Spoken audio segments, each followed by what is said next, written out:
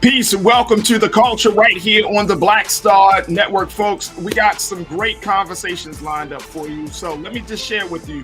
First, let's talk about student loans. There have been much discussion coming from the White House about what President Biden and Vice President Kamala Harris is going to do to rectify the high student loan rate in this country. However, little is being done, but people are calling for more. We'll have this conversation. Also, huge shortage of black men in the classroom. According to a recent report, only 2% of teachers are black men. What can we do to bring more black men into the classroom? We'll have that conversation later. Should Juneteenth be a paid holiday? Cities across the country are trying to figure out whether this federal holiday necessitates folks getting paid while being off. We'll have that. And later, nightmare at a wedding. How one woman's account of what happened at her friend's wedding led her to not trust her friends. We'll give you the details about that. So we got all of that, and of course, with the last word. So stay with us. A lot is going to be going on. A lot going to be discussed. We want you to join us right here on The Culture, here on the Black Star Network. Let's go.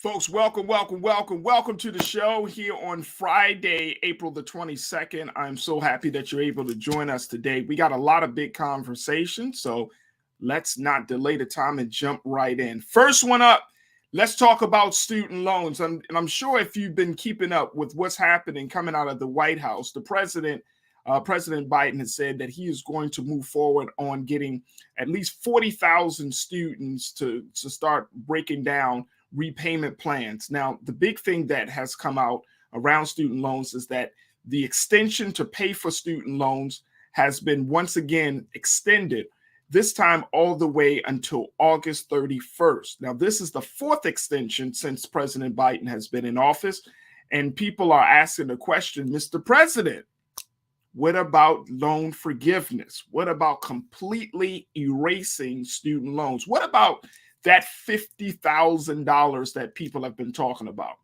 Now, there's some folks in the Democratic Party that are saying, Mr. President, okay, if we can't do 50,000, can we get to 10,000?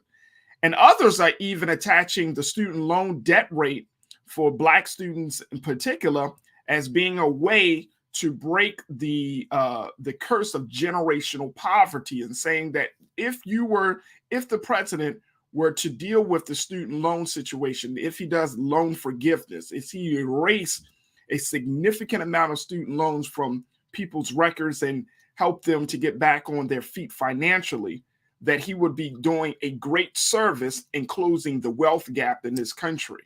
We want to have this conversation with our culture crew. We are joined by young people, some young leaders who have been dealing with the issue of student loans. In a moment, we're going to be joined by Juneteeth Nkwafor, who is a diversity, equity, and inclusion specialist. We're also going to be joined by Shaquaya McKenzie, who is an educator and activist, and Oyen Adedoyin, who is a writer as well. So we're going to be joined by them in a little bit.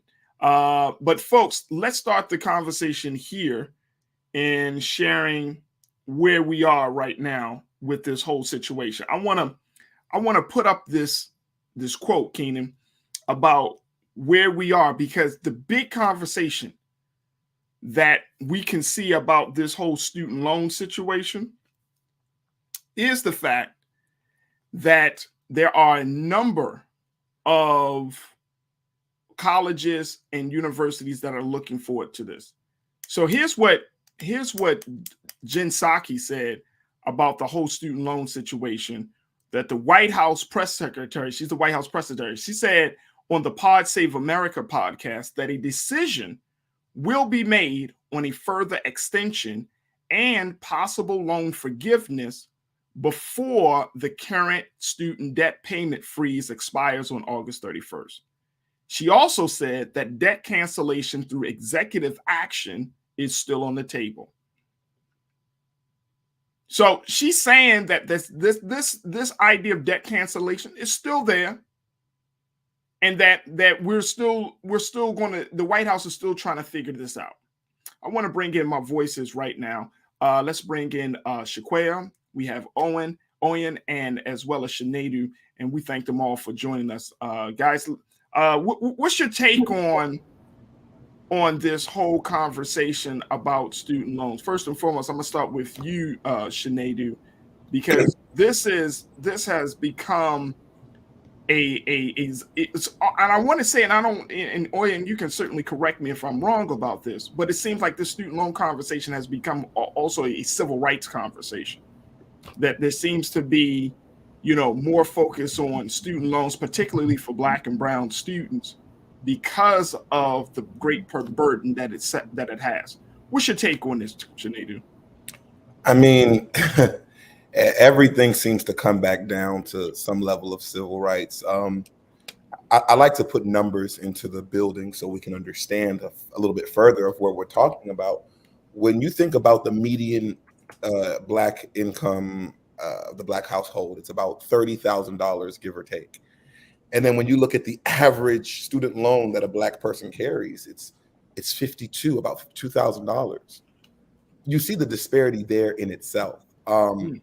It's unfortunate that when inflation caused student education prices to rise from the 70s, 80s, 90s, and now today, a lot of access to financial equity was still not in the building as it pertained to African Americans. And it just seems rather odd when, Jen Psaki says something along the lines of, it's still on the table. It just reminds me of that freedom that has been dangled in front of the face of Black people for eons, where it's like, it's so close, but it's not here. We see our government sending billions of dollars overseas to help laudable causes, but these causes have existed for decades, and a lot of which come from inequitable laws proposed by the same government. Yeah. I would agree with you. I think, Oyen, my tolerance around, big ticket items like this, especially big ticket items that have impacted Black people, my tolerance is very short. I'm noticing that, Oyen. I might have to go to talk to my therapist about this, because it's like, just to Juneteeth's point, we'll get to it. And I don't know if the White House truly understands how serious and significant this move would be. Because I was just recently reading some reports. The president could actually put an executive order in place and just make this decision. Boom, we're going to do loan cancellation. He could do that with the stroke of a pen. But the whole idea of getting bipartisan support on this idea of student loan debt, I just don't understand the rationale behind it, Oyen. Yeah, no, the conversation about student loans has been going on forever. But when we look at the pandemic and we look at the decisions that are being made in regards to that, whether it's freezing student loan repayment or pausing it for a certain degree of time, students, especially those who are Black students and they are members of the Black community and they've graduated from college, they still feel burdened by these student loans. I did a story not too long ago for the Chronicle in about October, looking at a study that an organization called the Education Trust did, and they found that Black student borrowers are still paying off loans at a higher rate, and they're usually paying off more debt in comparison to white student borrowers. And, looking at the numbers, Black borrowers and Black graduates, we know they don't make as much as white graduates. Right. There is that pay disparity there. So there's all these layers to it that kind of add to that further annoyance and frustration that might come with, the White House decisions of, we're gonna continue to resume these debt repayments on this day. Oh, okay, we're gonna pause it. Okay, we're gonna hit play again. There is an air of uncertainty amongst graduates and borrowers where they're wondering, when is, the anvil going to fall down on me, basically, like, and I'm going to have to repay all this money with interest that I might not have. So here's the other part about it, and I'm glad you brought that up, Oyen, because earlier this week the president announced that he was going to relieve the debt for 40,000 students, right? And people were saying, okay, and then he was like, yeah, I'm gonna come up with like a repayment plan, and it's like for 40,000 students. What have you been reading or have been coming across? What information have you been coming across in regards to what does this 40,000 student plan actually will do and what it looks like? What have you learned from that? Well, when it comes to kind of debt repayment plans, one of the biggest issues is access to them and qualifications. And so usually there's all these stipulations around what can you do as an individual to qualify for, whether it's like debt relief that can be adjusted based on your income, or okay, we can forgive a certain amount that you owe. It all goes into policies. So there's all these requirements that people need to fill, and sometimes, even though what's being stated is, okay, I'm going to relieve debt repayment for X amount of students with X amount, a lot of those people might not reap the benefits of that announcement because either they don't have access or they don't qualify for this particular program. So there's a lot of barriers within that when you're looking at announcements like that. So that still doesn't mean that he's going to completely wipe it away. No. It just means that he's going to structure the deals differently, so that way there wouldn't be as much interest, or there won't be as much a hardship on those students. Okay. Yeah. Go ahead. I'm sorry. Go ahead. Yeah, I mean, that's all I really have to say. I mean, it also has been proven due to reports that Black students are paying off debts decades later, in comparison to their white counterparts and other students. And so it is going to be interesting to see what other news rolls out when it comes to student debt repayment and student loan relief. And it seems like more organizations are listening up and kind of standing behind these students and saying, listen, maybe we should cancel these loans, signing petitions, banding together, creating reports around why this is something that should happen. Yeah. Shaquaya, when we look at, we had a conversation earlier this week with Sister Nkechi Taifa, who is, a scholar and a researcher, and she's been dealing with issues relating to Black women. And one of the big things that we talked about was the fact that Black women in particular have more debt than any other demographic, that Black women, and I'm speaking of in terms of student loans, Black women carry that burden more than any other demographic group. And I'm wondering to myself, like what needs to be done, do you think, for Black women to get to a place where they're not carrying that debt alone? Is it just government intervention, or does something else need to be done? I think there's a multifaceted solution, or there are multifaceted solutions to that issue.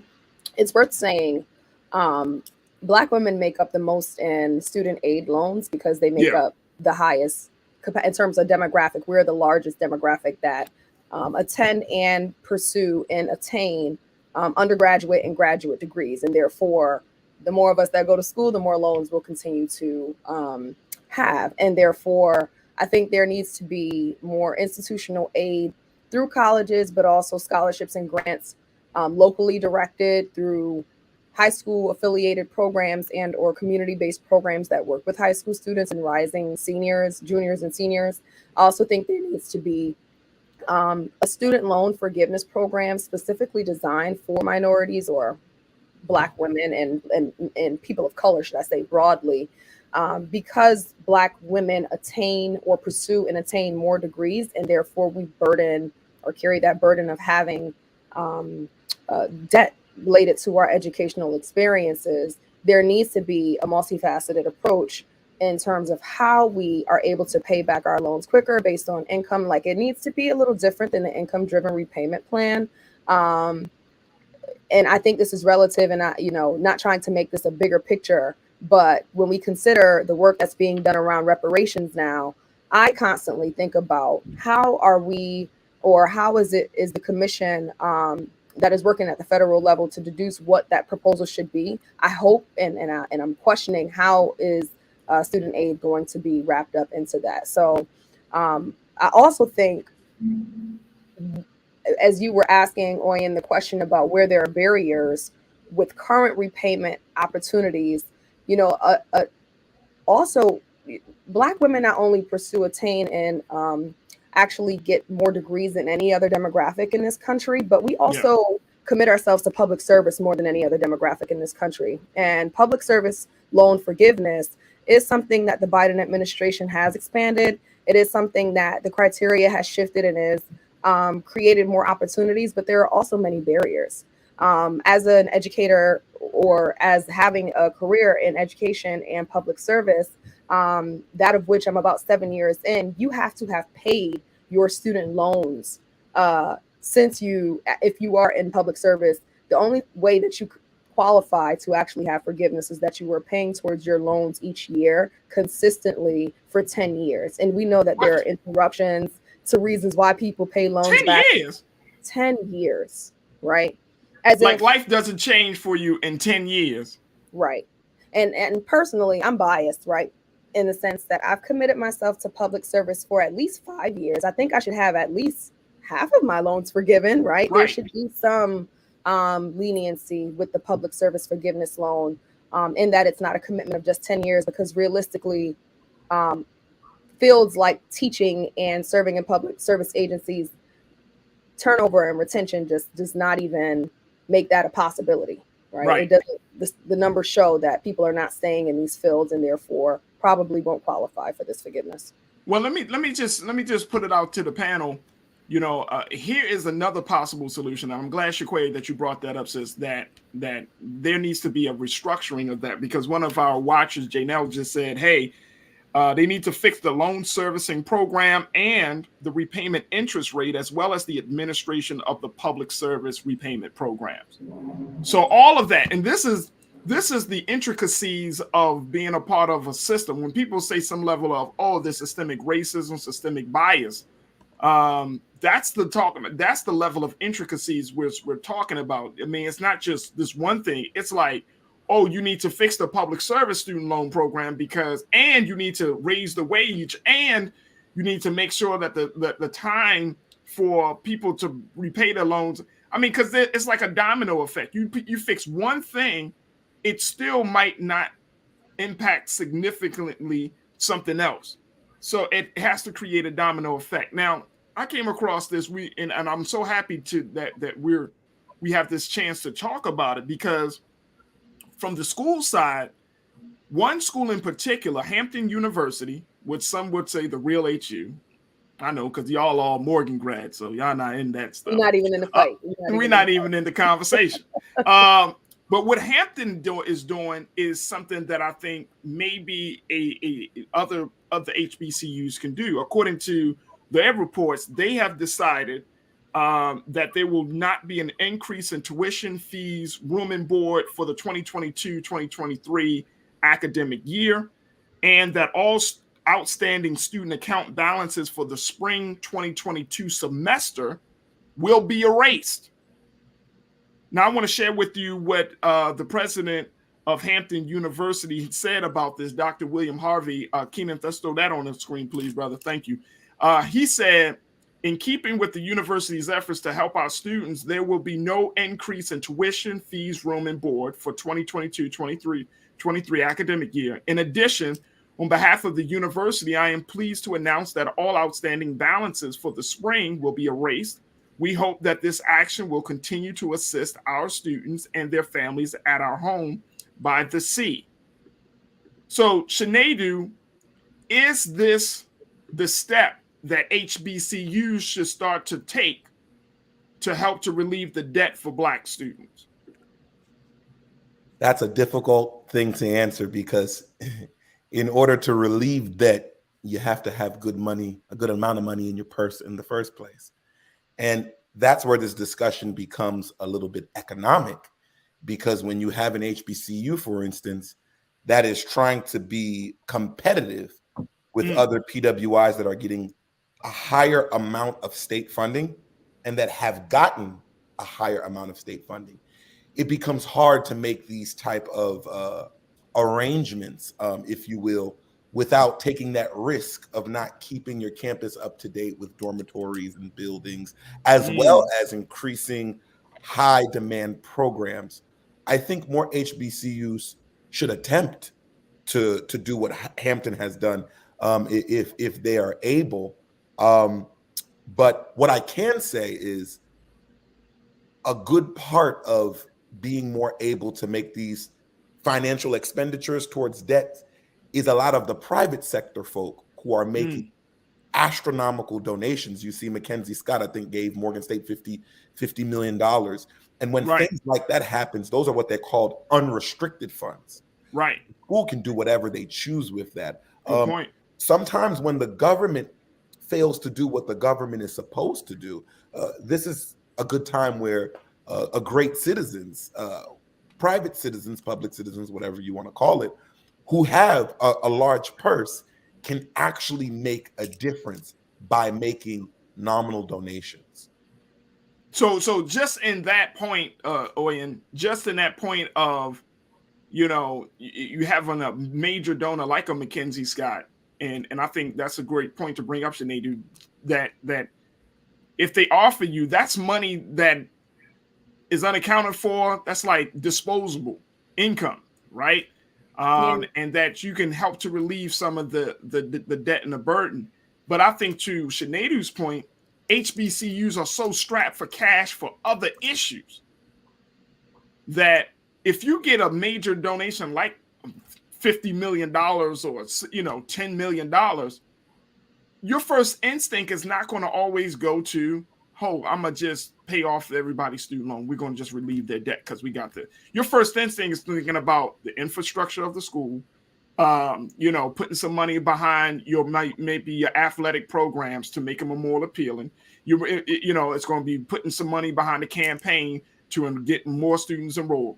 I mean, you got so many other things on the plate, and that puts the HBCUs in a position where publicly it sounds good, but privately hard decisions are going to have to be made.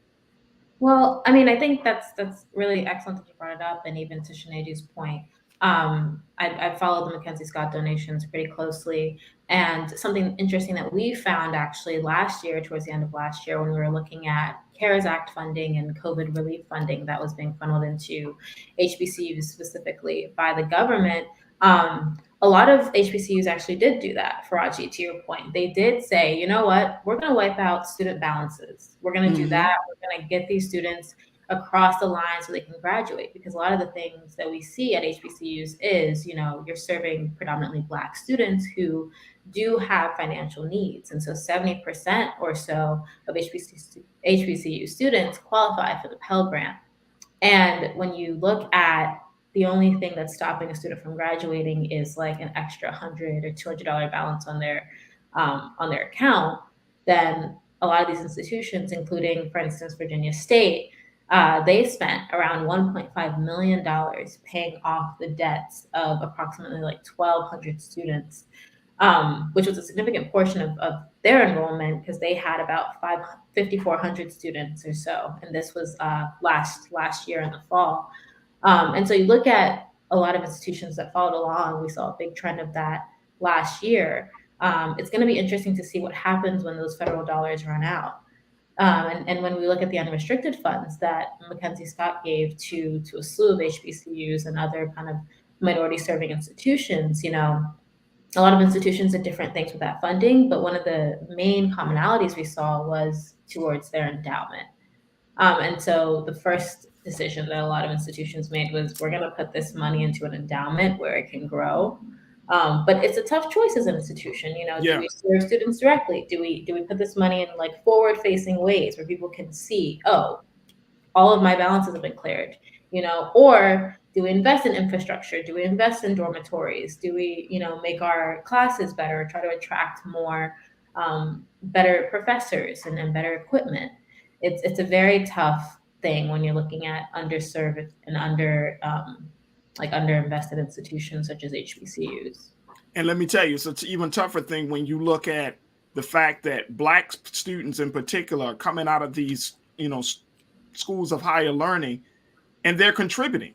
The three of you are contributing members of society: writer, educator, working in the area of diversity and inclusion. I mean, contributing members of society, and at the same time, you and all of us, including me, we carry this debt, and it's not fair.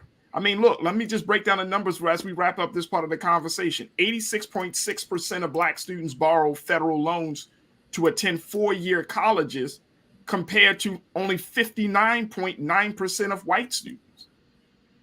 So yeah, I mean, the issue is so much bigger to Black and brown students, because we're the ones that are impacted the most, and it's so significant. The last point that we're going to bring up is that Black students, according to the Brookings Institution, Black students with a bachelor's degree owe $7,400 more student debt on average upon graduation than white grads. So the disparity continues to grow. I mean, even as you matriculate through your freshman to your senior year, the disparity continues to grow. And again, if Black students are coming out of these schools, adding to society, using their talent and their brilliance, then the government has a duty to ensure that their talent and brilliance will be supported and not broken because of the debt, because of slavery, which is called debt. Debt is slavery. Mm-hmm. It's slavery. It doesn't make you feel good. You wake up with it and you go to sleep with it. That is slavery. And so we have to push hard on this administration, because we can't talk about what's going to happen come November. We can't talk about what's going to happen in 2024. We have to push hard on this administration to make something significant and real happen for Black and brown students in this country, because we're carrying the expectations of a people, and we're carrying the debt of a country. And that's just not fair. That's not fair at all. All right, folks, we're going to take a quick pause. When we come back, we're going to shift gears. Let's talk about another educational issue. There's a shortage of Black male teachers in the classroom. Small number of Black male teachers are actually present.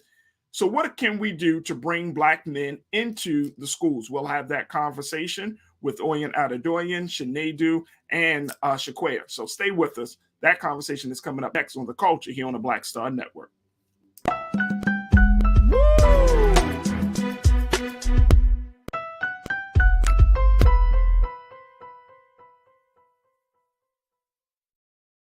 Pull up a chair, take your seat. The Black Tape with me, Dr. Greg Carr, here on the Black Star Network. Every week, we'll take a deeper dive into the world we're living in. Join the conversation only on the Black Star Network.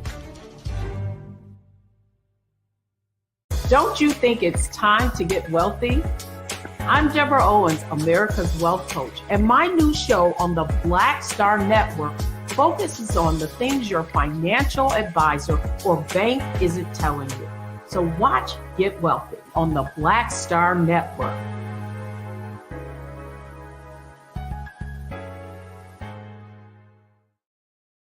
Hi, I'm Dr. Jackie Hood Martin, and I have a question for you. Ever feel as if your life is teetering and the weight and pressure of the world is consistently on your shoulders? Well, let me tell you, living a balanced life isn't easy. Join me each Tuesday on Black Star Network for A Balanced Life with Dr. Jackie. We'll laugh together, cry together, pull ourselves together, and cheer each other on. So join me for new shows each Tuesday on Black Star Network, A Balanced Life with Dr. Jackie.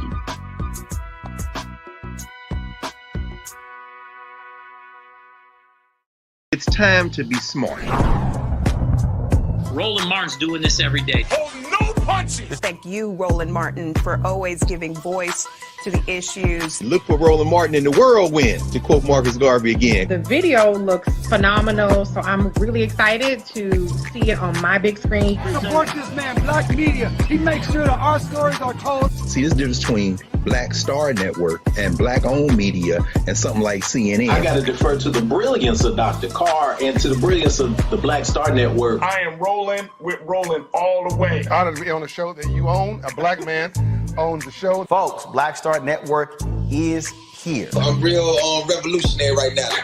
Roland was amazing on there. Stay black. I love y'all. I can't commend you enough about this platform that you've created for us to be able to share who we are, what we're doing in the world, and the impact that we're having. Let's be smart. Bring your eyeballs home. You can't be Black-owned media and be scared. You dig?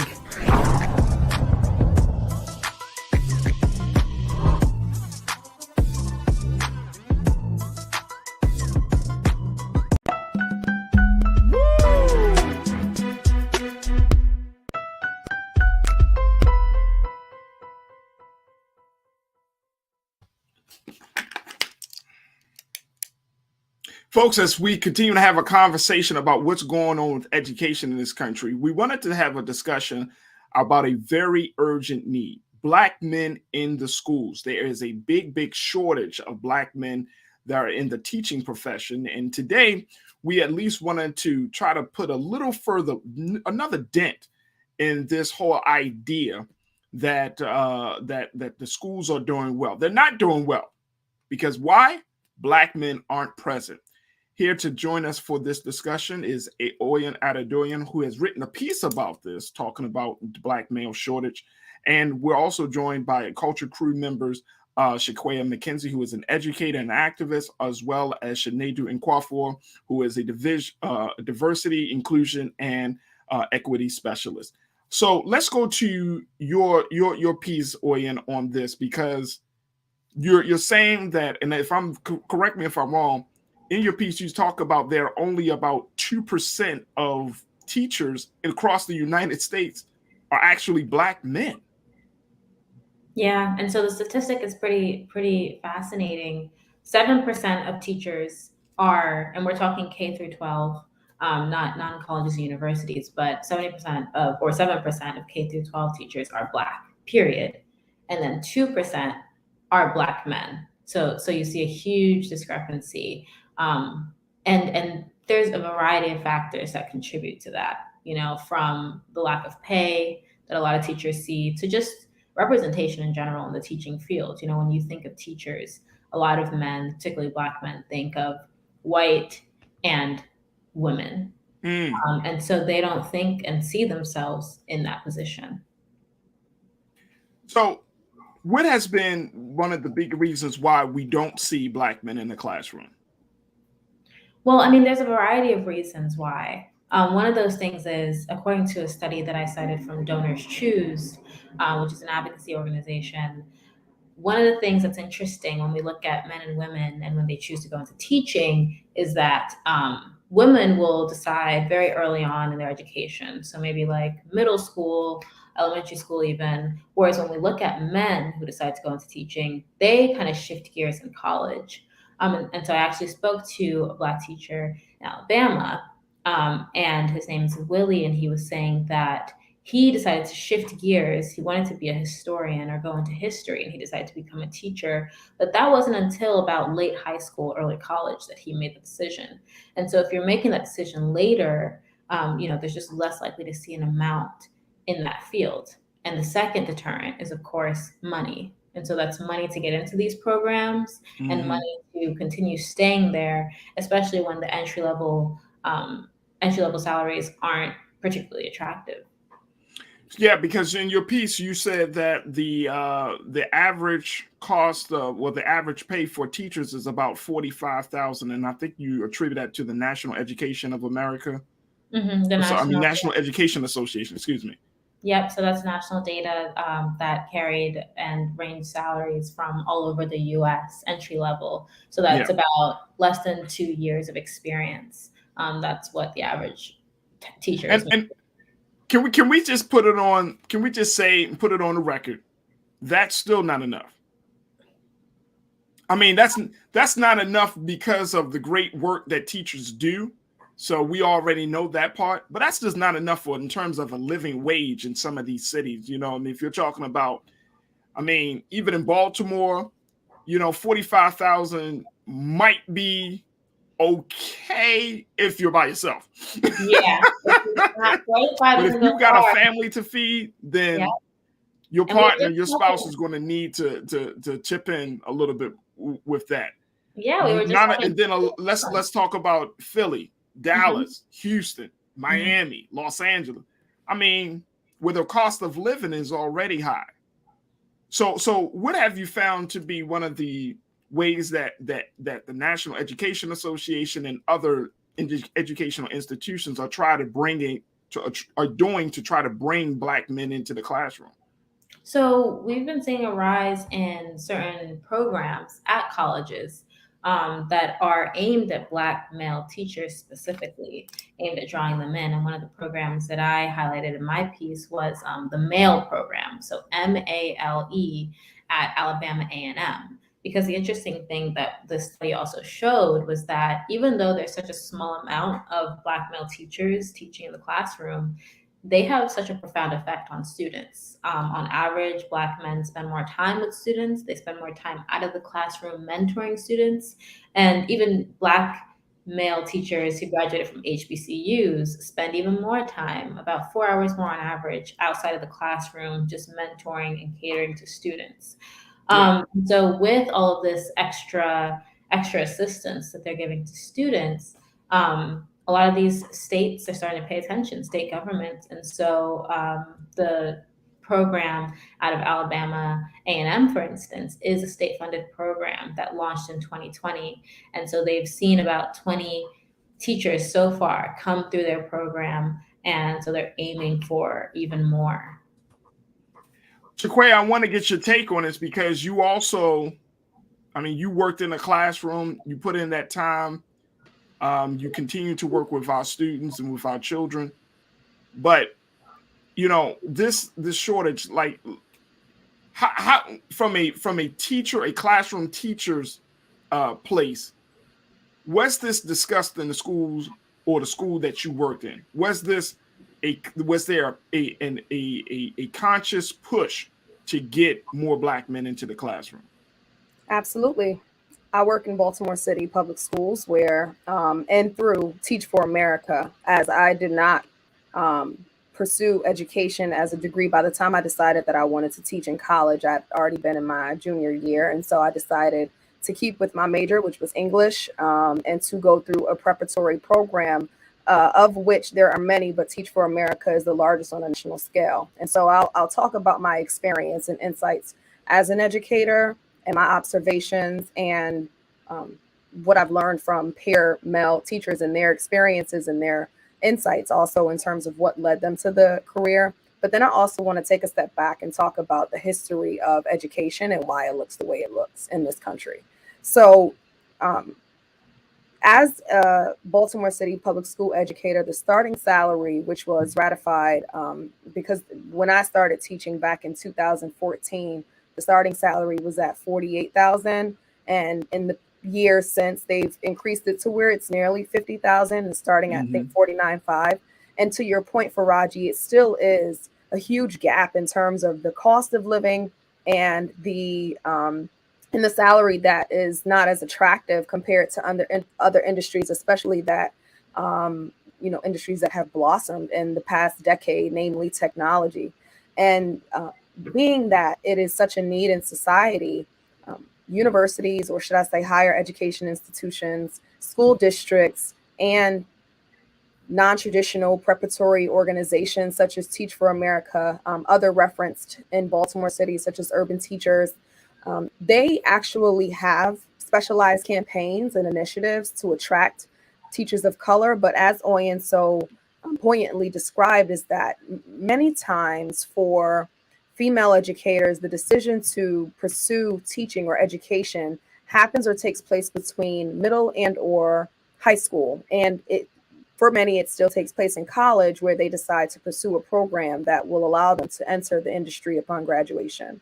But oftentimes for male educators, regardless of race, actually, it is a decision influenced by their own immediate experience in high school or in college from an educator of color, or excuse me, an educator of their gender, of their like gender, that they're influenced to want to essentially pay it back.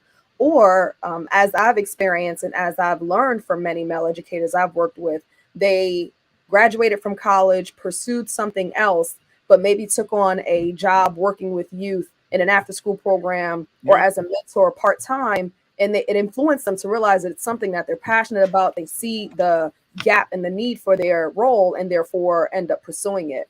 But there is not enough attention and recruitment that happens at the undergraduate level. And there's also not enough attention to increasing advocacy for increased salaries that will attract more people and namely more Black males to the market. When we think and consider the history of public education in this country, there has always been a gap or a deficit of educators of color due to segregation. And therefore, what took place after segregation in terms of progressive strides made for more fair and equal education it's been grassroots in terms of looking at what's being done for students, but it's not been comprehensive in the approach to think about, well, who's doing what for student, who is, or what do we need to do to attract who our students or who the growing demographic of the majority of students in this country looks like. How do we bring more teachers of color into the classroom? That is, as of late, I believe, and I don't know if my perception is short-sighted because I came into the industry about 10 years ago, but that is when I started to see a more voluminous, mainstream conversation about the lack of educators of color in the classroom and what can be done to attract more. But it boils down to the money. It boils down to recruitment in undergraduate programs or in community programs where you do see more male leaders or mentors or influencers, and bringing them into a accord in terms of what their impact is and what preparation looks like to be an educator.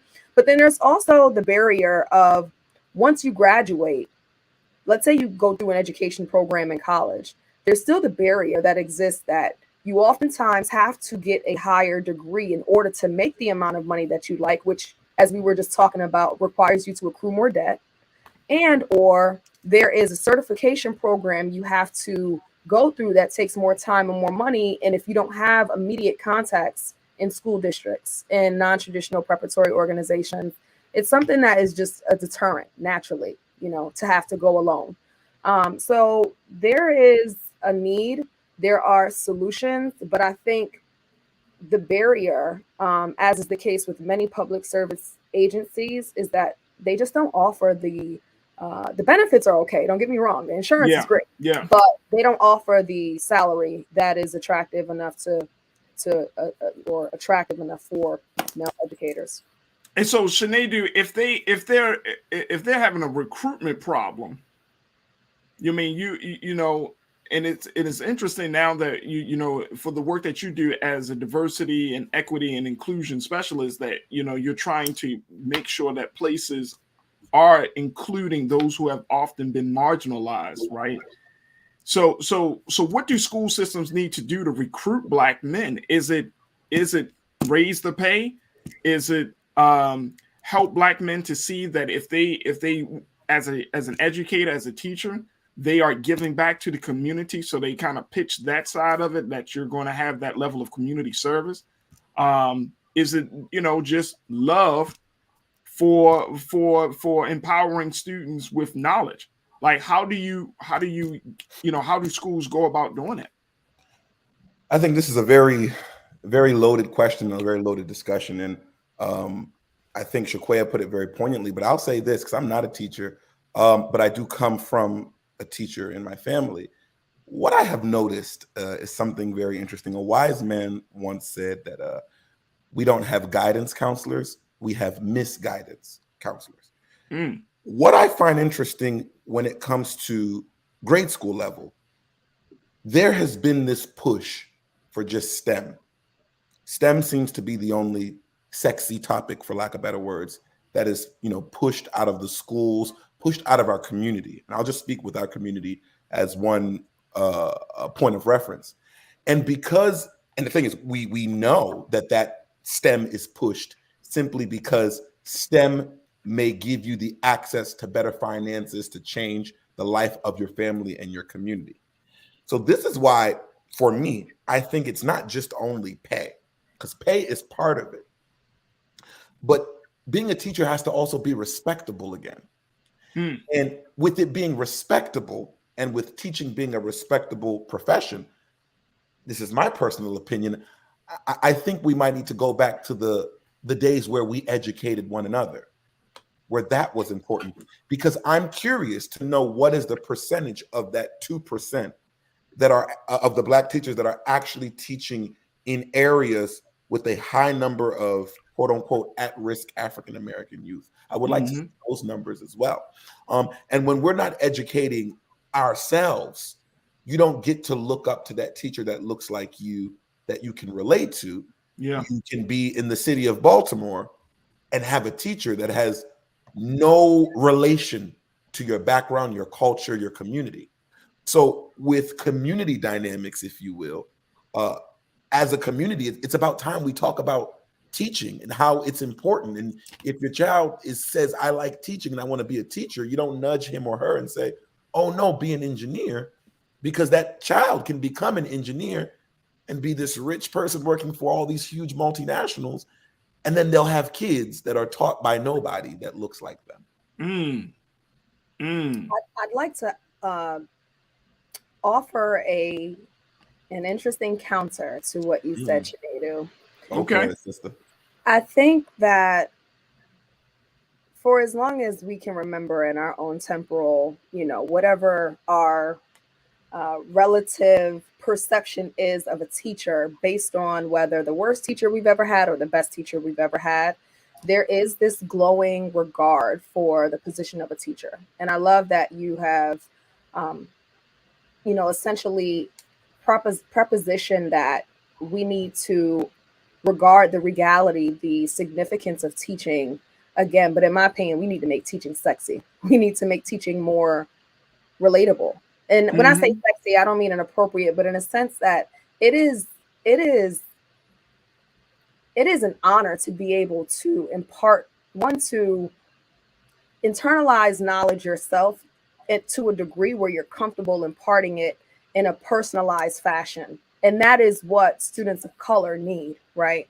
There's a lot of terminology in the field, differentiation, culturally responsive pedagogy, culturally responsive teaching. These are all social emotional learning. These are all relative to the humanistic development of each student. And I think that many times when people of color specifically regard their educational experiences, they're turned off because they have that white teacher in mind, or they have that bad teacher in mind, rather than thinking about the special role that personal connection plays, and which is the foundation and the fundamental brick of how one connects to education, is the connection they feel to the person imparting a lesson.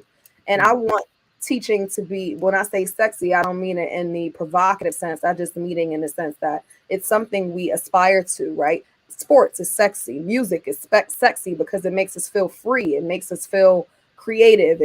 There is this idea that we are tapping into our highest faculties in terms of being able to relate to that. And that's what I want people to think of when they think of teaching, not the rigid, boring, kind of gray version of teaching that many people do assimilate with the field.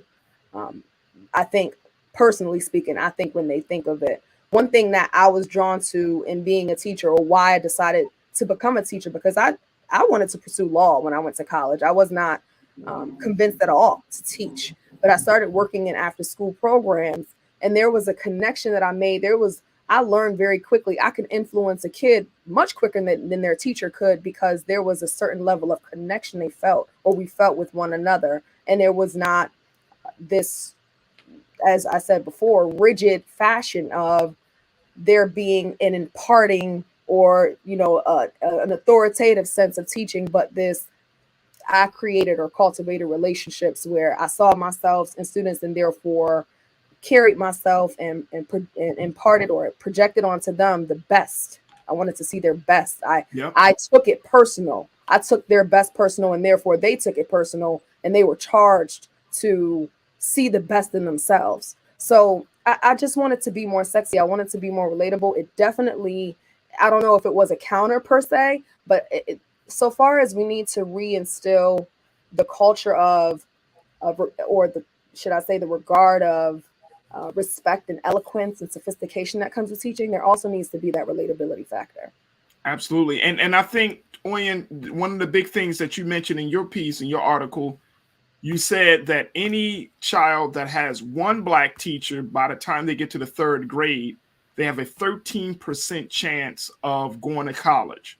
If they have 2 Black teachers by the time they get to the 3rd grade, they have a 32% or 33% chance of going to college.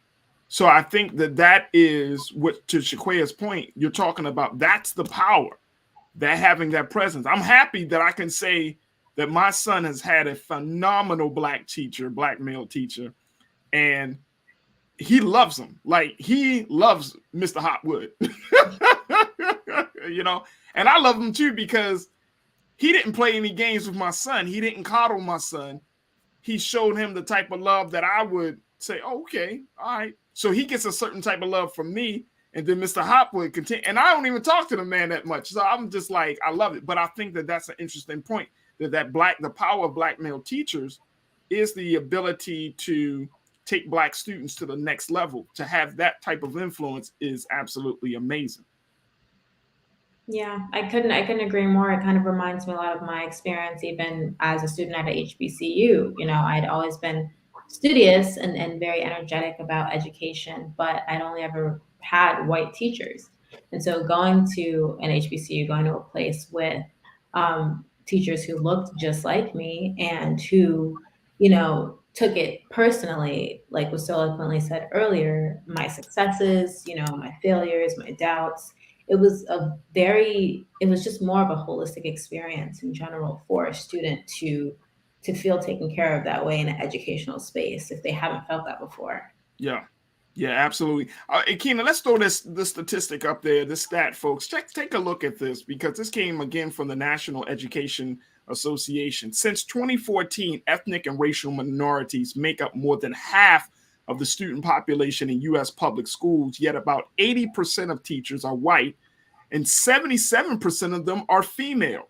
People of color make up about 20% of teachers. A mere 2% are Black men. So we're really at a crossroads in this country. Either Black men come into the classroom and empower Black students and brown students and white students and take the graduation rate up, or we can keep going down this road, Shaquaya, Juneteeth, and Oyen, and see our educational system fall apart or not be as strong as it could be because Black men aren't there. My hope is, and Oyen, you tell me if this is something that, you know, is this something that we need to place in the hands of the Biden and Harris administration, or do we need to start looking within ourselves and say, you know what, we're going to have to step up as a people, as a community, to start doing better? I think what we're seeing is it's something that maybe hasn't quite reached the federal level yet, but is definitely a state level responsibility, as it seems. You know, the state governments and state allocations financially seem to be taking steps towards making this more of a priority, but there need to be more states that are putting and setting the benchmark higher for Black male teachers specifically. And it has to be specific and it has to be intentional in order to see this number change. Absolutely. Janae checked in, one of our loyal watchers, says, yes, sensationalize the teaching field because it's been dwindling over the years, and we are the only ones who are going to inspire us, aka Dr. Greg Carr. Big shout out to Dr. Greg Carr. He makes learning so much fun. When you listen to him, he makes history so much fun, man. Big shout out to my big brother. Jay Nell checked in and said, that's right. Until this nation gives education the respect it deserves, especially by giving it priority in our budget, it won't be considered honorable. The GOP is hating on expertise. And I think that's what it comes down to, that if there isn't any real line item in the budget to make this real, we can have these conversations all day. We can bring out the stats. We know the dynamics. We know the impact. But if states, to your point, Oyen, if states don't make it real, and I'm saying we should increase that amount. Teachers should not be making on average $45,000 or $49,500. That's crazy. They need to be hitting over the $50,000 mark. You know, one of our watchers also said that if you're a teacher, you should not be forced to pay taxes. You can report them, but shouldn't be forced to pay taxes. I mean, come on, you're going to force them to pay. These are the people that are shaping the minds of the future. And according to Trump's you got to tax them. Yeah. And you probably tax them at a rate higher than you would an no athlete. question. That's what I was getting ready to say. When Trump's tax bill hit, I was still in the classroom, and when I saw how much taxes they took in my year, that year 2018, prior, I couldn't believe it. I couldn't believe that not only was I coming out of pocket to pay for my own supplies, to pay for kids, all these things that I do conditionally as a teacher, I'm still not making enough. And I just told someone else today, the cost of living for the cost of teaching is higher than the cost of living for teaching for many people. And that is something that needs to be regarded, that it's not only the salary, it's the fact that we're taxed higher than the top 6% in this country. I also want to say, to your point, like, there is money that needs to be allocated. Campaigns have to become more, for campaigns that exist, need to become more visible, or there needs to be more campaigns that exist at undergraduate level, or I would even say at a community level, to inspire kids who are currently in systems to start thinking about how they might want to play a role in education. But what I appreciate about media, and I think the vanguard of the Black Renaissance that's happening in Hollywood right now, is that we see advocacy for some of these issues. Like, I haven't personally watched it yet, but I have a number of people that love Abbott Elementary in regard to figure that the kid that comes from everybody hates Chris. I can't remember his name, but I know exactly what you're talking about. Yeah, right. He plays a Black teacher in the show, and clearly there was some episode, or his figure on the show makes clear the dramatic role that Black teachers have. I mean, we had Hanging with Mr. Cooper. I think that pop culture plays a big role in influencing the minds of people, influencing the minds of Black educators, or those who could become Black educators. Absolutely, absolutely. Oyen, we appreciate the work that you're doing, and thank you for using your pen to bring it out to the forefront that this still needs to be on our agenda. So I appreciate that. How can folks find your article for the Chronicle, Oyen, around this issue? Yeah, well, that was an issue for our Race on Campus newsletter. So if you go right on the Chronicle's website and go to our newsletters, you should be able to access that site right there and read up on all of the issues that we're doing in regards to race and inclusivity on campus. Yeah. Fantastic. Oyen, you are officially one of our culture correspondents, so we thank you so much for checking in with us and keeping us abreast on this and other topics. We'll certainly bring you back on very soon. Thank you, Oyen. Thank you. Juneteeth, I appreciate you, brother. Thank you so much for your insight, and God willing, we'll be checking back in with you sometime next week. Thank you so kindly. Absolutely. Folks, stick around. Shaquay is going to stick around. We're going to continue the conversation as we talk about teacher pay. Let's talk about getting paid in general. The next discussion, should Juneteenth be a paid holiday? It's already been made a federal holiday by President Biden last year. Now cities and states across the country are discussing whether the holiday to mark the end of chattel slavery, should it be a paid holiday? What are your thoughts? We'll have that conversation. And also, let's talk about a crazy scenario, crazy situation, a nightmare wedding that started off beautiful, then went left very, very quick. We'll give you the details of that. So stay with us. Those conversations are coming up next here on The Culture, right here on the Black Star Network.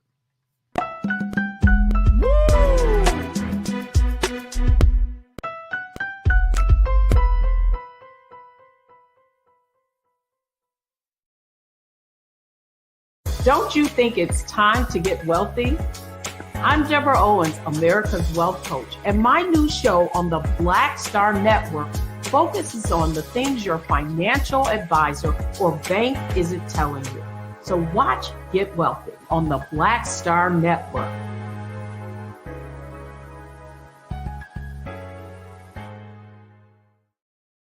Hi, I'm Dr. Jackie Hood Martin, and I have a question for you. Ever feel as if your life is teetering and the weight and pressure of the world is consistently on your shoulders? Well, let me tell you, living a balanced life isn't easy. Join me each Tuesday on Black Star Network for a Balanced Life with Dr. Jackie. We'll laugh together, cry together, pull ourselves together, and cheer each other on. So join me for new shows each Tuesday on Black Star Network, A Balanced Life with Dr. Jackie.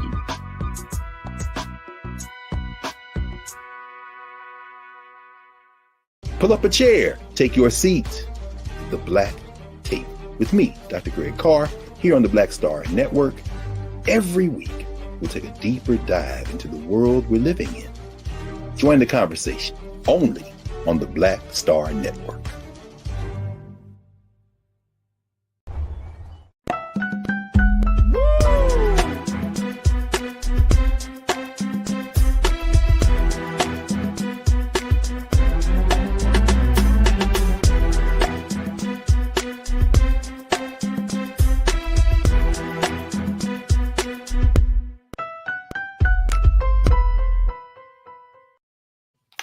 Folks, welcome back to the second hour of today's show. Man, oh man, I really enjoy having these discussions with my culture crew, with our culture correspondent, Oyenetta Oyen, as we talked a little bit about what's going on with student loans and, of course, talking about the shortage of Black male teachers in the classroom. Check out the first hour. If you missed it, definitely go back to the replay and check it out, because we would love for you to hear what was discussed. So much that we dropped in those conversations. But now, we want to move forward and have a discussion about Juneteenth.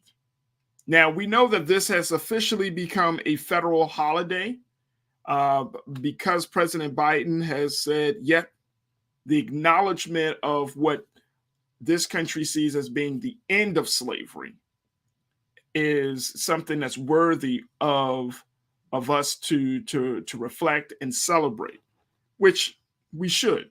We absolutely should.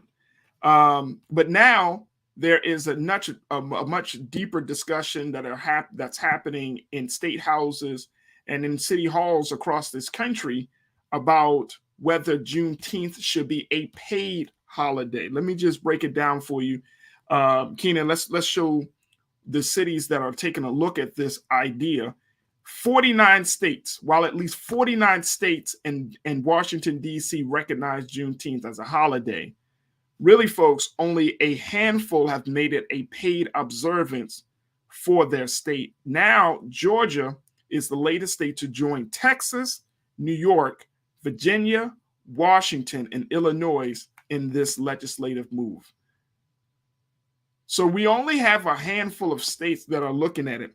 Now, also, along with the state of Georgia being added to that list, New York City, the big city, they are looking at having Juneteenth as a paid holiday. New York City Mayor Eric Adams released a statement just a few days ago saying that declaring the day a time for reflection and saying that the decision to note it as a paid holiday is long overdue. He said, quote, "As the second Black mayor of New York City, I know that I stand on the shoulders of countless heroes and sheroes who put their lives on the line to secure a more perfect union.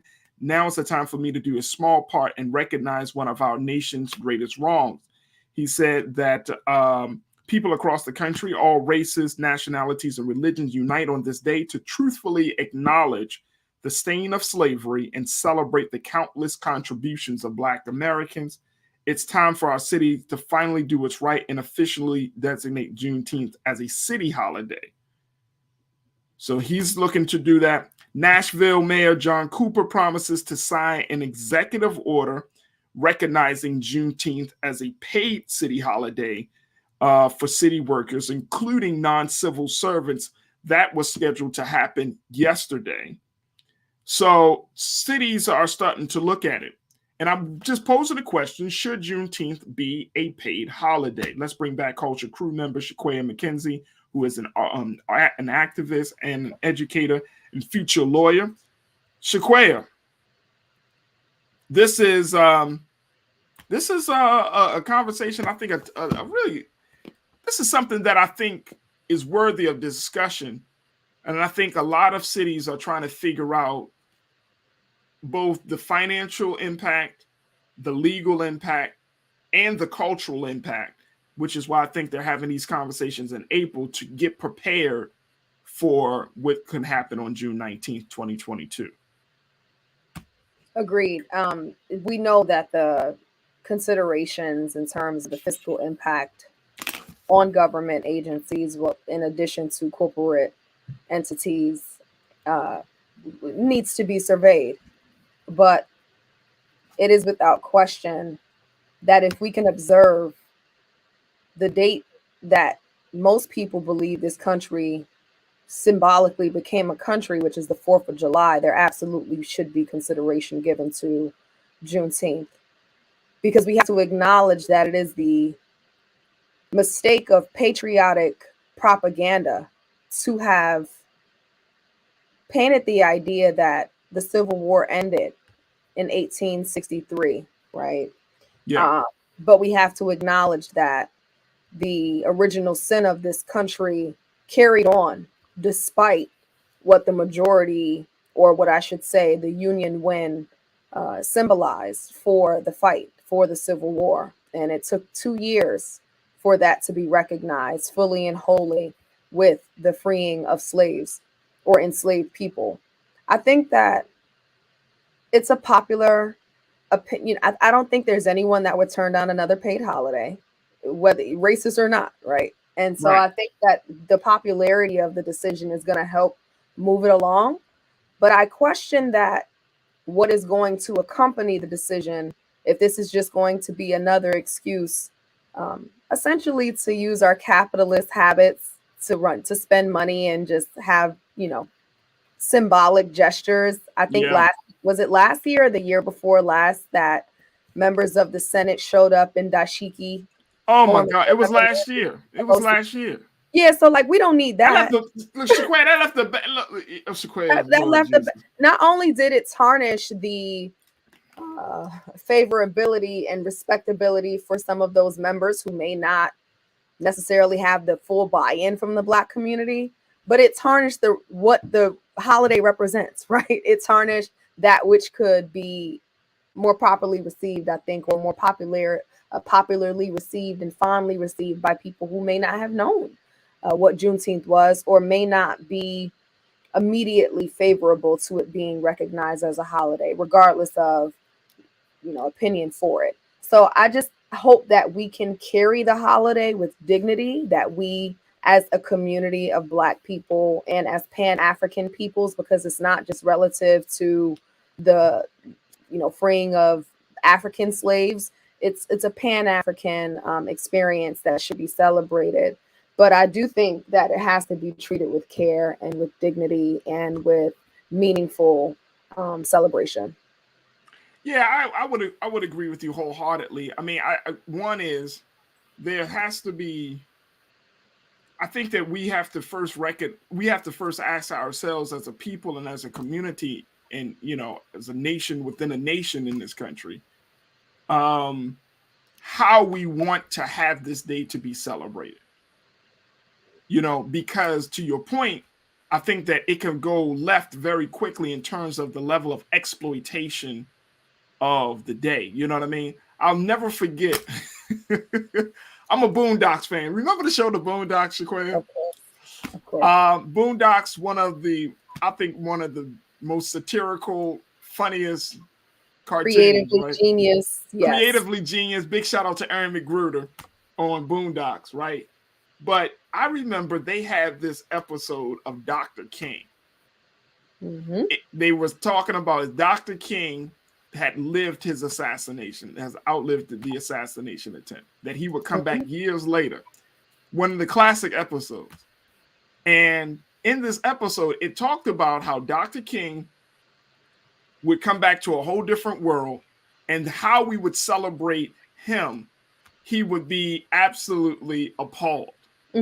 Because, you know, he would have, you know, there was a scene where this older Dr. King was approached to come to an MLK Day party. He heard it on the radio. He come and celebrate MLK. And it was just like, that's what happens to our history. That it gets commercialized. It gets homogenized. It gets exploited. Like, it becomes this other thing. And you brought up what we saw last year from House Speaker Nancy Pelosi and others, you know, donning the dashikis. And I'm just like, whoa, wait a minute, hold up. Doing the dashiki thing, you know, getting down on one knee. And it's like, wait a minute, hold up. That's too much. It's too much. I think there has to be a way, and I know there is a way, Shaquille, that we can recognize pivotal holidays or pivotal moments in anybody's struggle, in anybody's history, in a very respectful way. There is a way to do it. Like, if the Irish community of this country say, y'all are diminishing the power of St. Patrick's Day, we want you to celebrate St. Patrick's Day like this, then it would be a different conversation. Black people, we don't say that. We don't say, hey, this is an important day in our history, therefore, we don't need Juneteenth sales, Juneteenth parties, you know what I mean? Get free, you know, this Juneteenth, get a free cup of coffee from Starbucks or Dunkin' Donuts. Like, we don't need that. There is a way that government, people, the way the culture can celebrate these milestones in our history, where there's some actual learning and reflection, and there's some actual, you know, understanding of the struggle of a people that is still trying to make a way for themselves. Right. Still trying to repair that which was harmed through a caste system that systemically still exists in many facets of society. And to that regard, I think there needs to be community, school, government, and when we talk about culture, we're oftentimes gleaning or reflecting on that which is propagated through media, right? Or music. And that's what I mean, visual arts, music, the arts, and media. There needs to be a comprehensive approach. Oftentimes, I think most people understand holidays or understand how best to celebrate holidays through school. So I would put that on the front, that there needs to be, the Department of Education needs to commission a committee on the appropriate types of observances for Juneteenth that can be shared and essentially taught across the country to school districts to enforce and kind of norm what should be expected. We know that around certain holidays each year, for example, Halloween, some schools who allow the observance of Halloween allow there to be Halloween parties, but that is a more frivolous, celebratory, you know, in terms of like historical relevance. It's not anything that is grounded by meaningful celebration. But when we think of Martin Luther King Jr.'s birthday, which I have to say, and I think many people don't know, Black people fought tooth and nail to even have the holiday, right? Facts. Because the government did not even want that. People don't even know Stevie Wonder's birthday song was created for the advocacy of the Martin Luther King. But happy birthday. People don't know that came because we were trying to make that a holiday, right? And when we got that holiday, we created parades. We started government commissions to be able to norm educational observances and practices in terms of how we would like for Martin Luther King to be honored. And I love your Boondocks reference because it's hilarious and it's truthful in terms of very truthful and how we exploit holidays as a capitalistic society. And I think that, you know, there's really no way around exploitation, whether it becomes a paid holiday or not. We've already seen exploitation as of last year.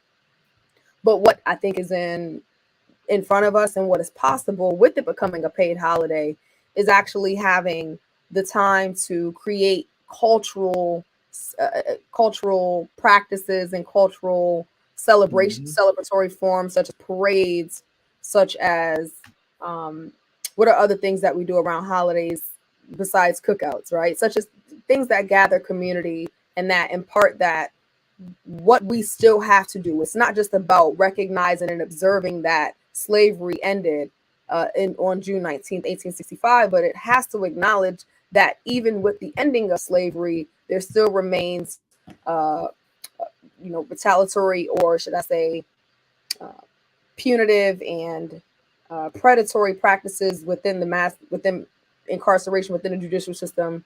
There's still, as we can name all of the inequities as a legacy of slavery, but that's what we should focus on. What is the legacy of slavery, and how are we chomping at the bit to ensure that we get to a more just and equal society? And I'm seeing, and it's like we're having this conversation, right? And one of our watchers, he's, they put out, you got to be stuck on stupid talking about a holiday while this administration is giving every other groups billions of dollars. And when you put it in that type of context, it's like, Juneteenth should be a reparations. It should be if you're talking about chattel slavery, and I'm very intentional about using that term, folks. So it's not just about slavery, because I just said debt is slavery. So we're under debt. So we're still enslaved. But chattel slavery is our people being in chains. But when you're talking about chattel slavery, there should be there is no stop, there is no pause and reflect moment in our history where we talk about, where we can have a real conversation. And like you just said, Shaquille, a real conversation about reparations, a real conversation about what is owed to Black people that undergone chattel slavery. Like, what better day? You know what I mean? There should be a day, at least. And I know we have Black History Month, but that's celebrating contributions. That's certainly talking about the trials and tribulations. But a lot of times that's used to celebrate the contributions that Black people that we've made in the society to the culture.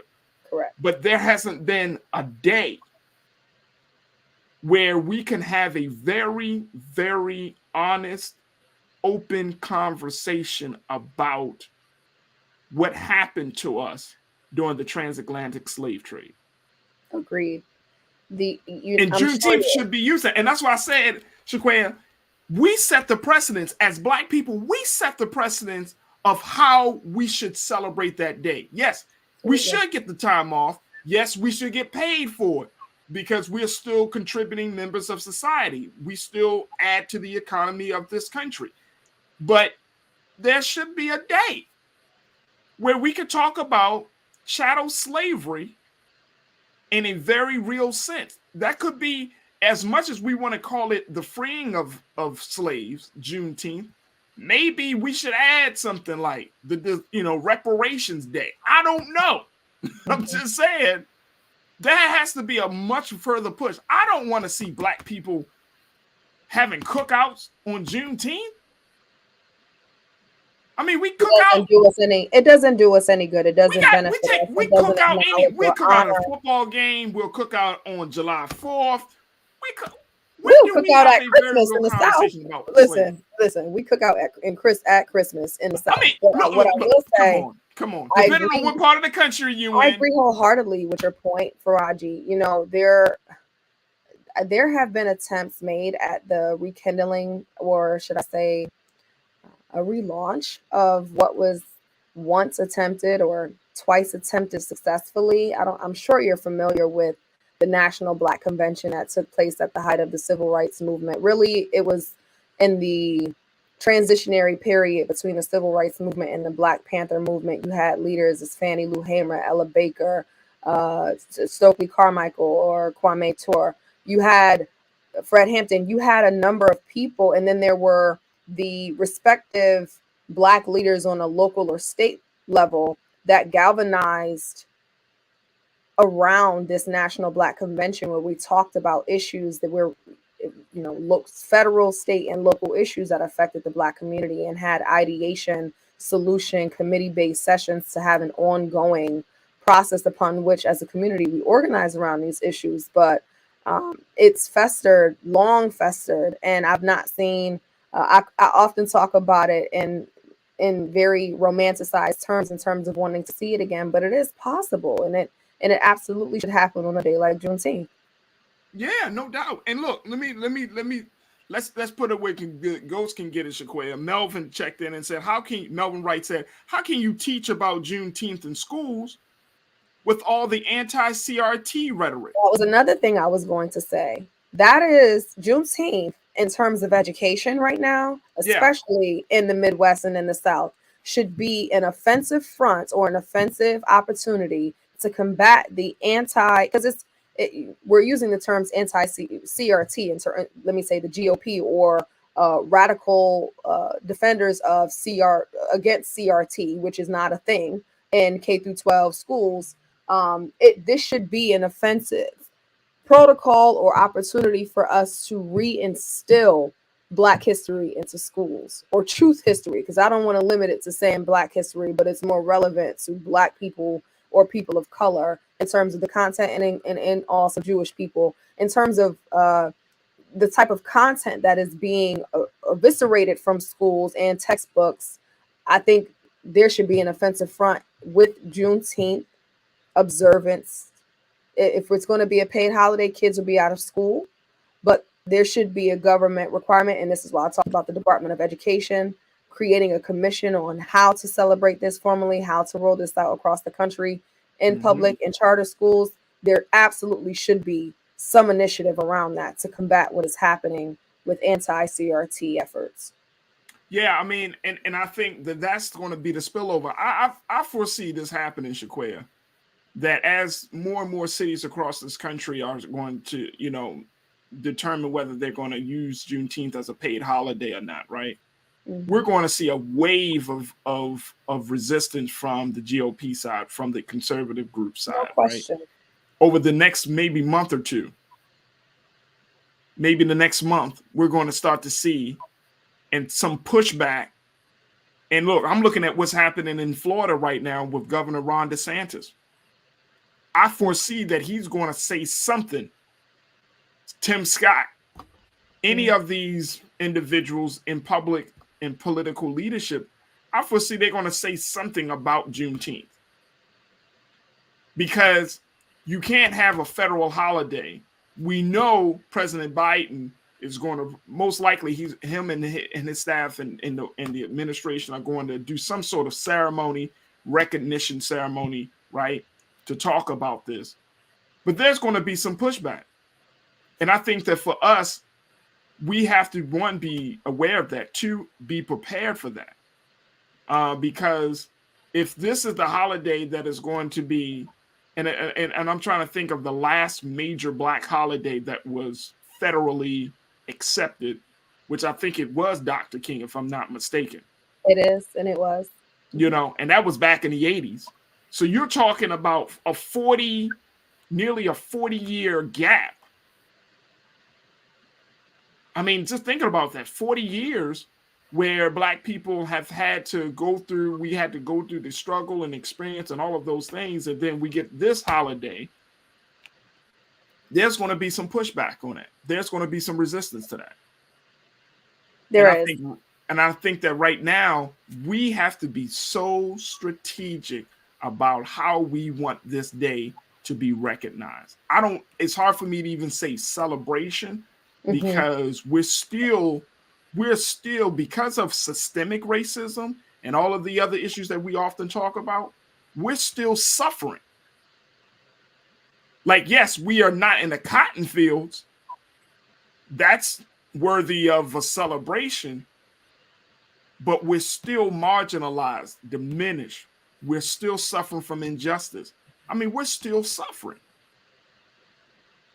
So it's going to be interesting to see how this plays out. And I hope that cities across this country, mayors and governors and states across this country start to say, okay, this is worthy. And I hope the Juneteenth celebrations that folks plan to have is not just about feeling good. Mm-hmm. Black people, we always find a way to feel good. This is one of the things about our culture. We will make a reason to feel good. Today is Friday. Let's have a party. It's the weekend. Let's have a party. It's sunny outside. You know what I'm saying? Let's have a party. I'm not into that anymore. Personally, I'm just not in that space.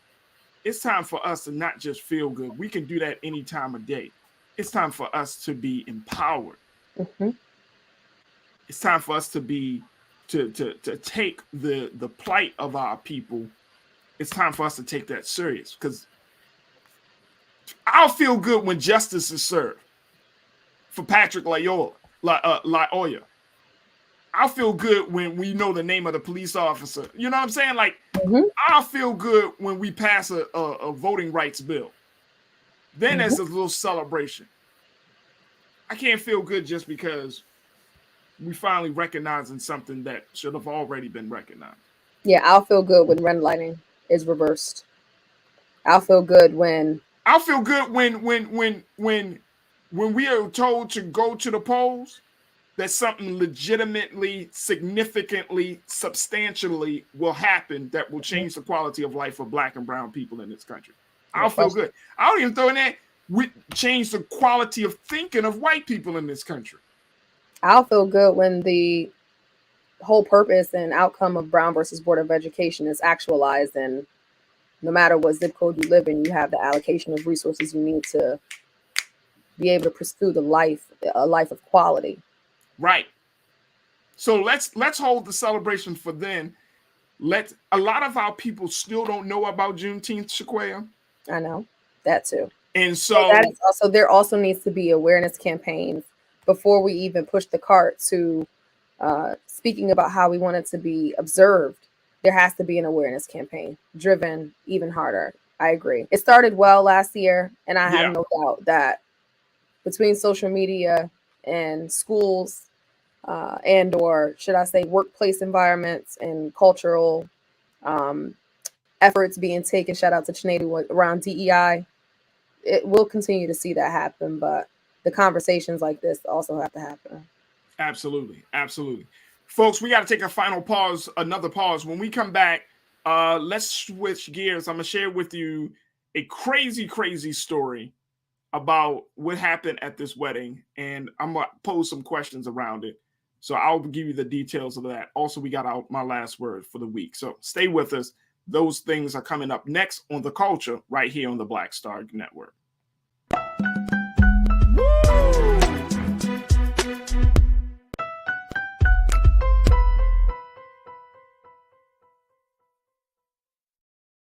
Pull up a chair, take your seat. The Black Tape with me, Dr. Greg Carr, here on the Black Star Network. Every week, we'll take a deeper dive into the world we're living in. Join the conversation only on the Black Star Network. Don't you think it's time to get wealthy? I'm Deborah Owens, America's Wealth Coach, and my new show on the Black Star Network focuses on the things your financial advisor or bank isn't telling you. So watch Get Wealthy on the Black Star Network.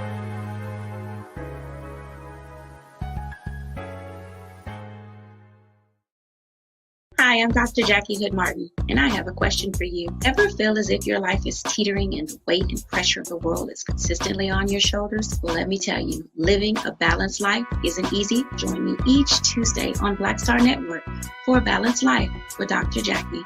We'll laugh together, cry together, pull ourselves together, and cheer each other on. So join me for new shows each Tuesday on Black Star Network, A Balanced Life with Dr. Jackie.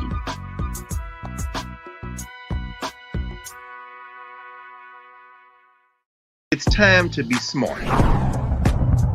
Roland Martin's doing this every day. Oh, no punches! Thank you, Roland Martin, for always giving voice to the issues. Look for Roland Martin in the whirlwind, to quote Marcus Garvey again. The video looks phenomenal, so I'm really excited to see it on my big screen. Support this man, Black Media. He makes sure that our stories are told. See, there's a difference between Black Star Network and Black-owned media and something like CNN. I got to defer to the brilliance of Dr. Carr and to the brilliance of the Black Star Network. I am Roland with Roland all the way. Honored to be on a show that you own. A black man owns the show. Folks, Black Star Network is here. I'm real revolutionary right now. Like, wow, Roland was amazing on there. Hey, Black, I love y'all. I can't commend you enough about this platform that you've created for us to be able to share who we are, what we're doing in the world, and the impact that we're having. Let's be smart. Bring your eyeballs home. You can't be Black-owned media and be scared. You dig?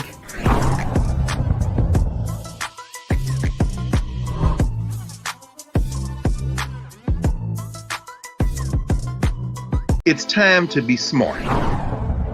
When we control our institutions, we win.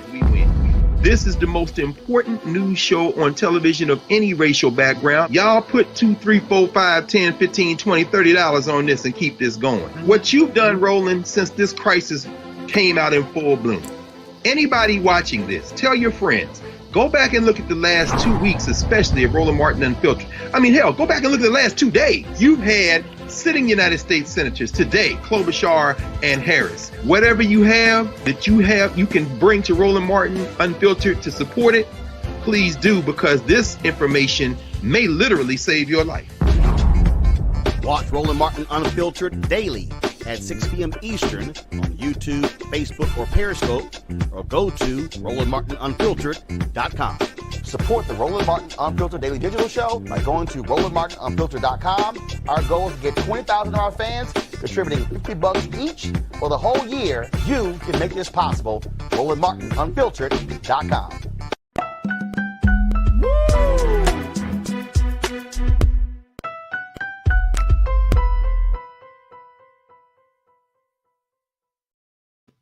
Folks, imagine this. A friend of yours, or really a colleague, has invited you to her wedding. Now, you know this colleague because you guys have, work in the same circles. You are a business owner. She's a business owner.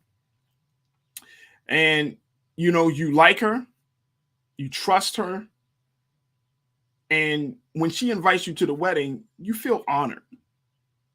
You feel happy. You feel like, you know what? This is not just a business relationship, but this is also leaning and working toward a personal relationship. You get to the wedding, and guess what? The wedding is beautiful. It's on the outskirts of Orlando, Florida. You're seeing the water. It's a beautiful day. The sun is shining. Everything seems picturesque. The spirit of everyone there is high. People are excited. Your friend is the bride of this wedding. And she is absolutely gorgeous. Everything is laid out. You can tell that money has been spent. All the details have been considered. So once the proceedings go forward, you're just looking forward to having a great time. The nuptials are said, the kiss has happened, and guess what? It is time to have fun. So all of these things are happening. And you're thinking to yourself, what a great wedding. What a beautiful expression of the union of my friend and her husband. Where is the food? That's what you're thinking next. Where is the food? So when it finally comes down for the food to be served, it looks delicious. The perfect type of food for a perfect day. You have bread, you have pasta, you have all of the trimmings of some great food. And in a matter of moments, everything changes. People, even though there's a DJ playing music, even though the weather is nice, the venue is laid out beautifully, people eat a couple of bites of the food and they just sit there. No one's on the dance floor. No one's snapping their fingers or tapping their feet. They just sit there after eating a few bites of food. And then you feel it. Your mind takes you into a place that you never thought you would be. Essentially, you're high. This is just the situation that happened to one woman who was invited to her friend's wedding. She was given the opportunity to be a part of this beautiful union. And then when the food came out, she got high. 60 to 70 people got high at a wedding that happened back in February. And it is now just being discussed. And it's not just a typical high. Whatever the food was laced with, the cannabis that was used to be in the food takes people over. Men, women, elderly, and there were even some children that were present at the wedding, but they're still trying to figure out if children took in the food. This is the scenario, folks. I want to bring back culture crew member Shaquaya McKenzie as we talk about the unfortunate, crazy circumstances of one lady by the name of Miranda Katie, 38 years old, as she attended this wedding on February the 19th outside of Orlando, Florida, where guests fell ill soon after eating a dinner of salad, pasta, and lasagna that had been cooked with marijuana. What?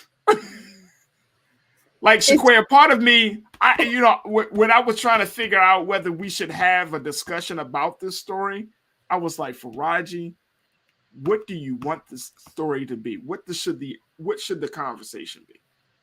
And I said, okay, let's have a conversation about what should be the punishment. Mm-hmm.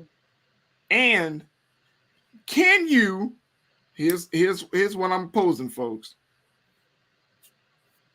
How do you trust after you've been violated like this?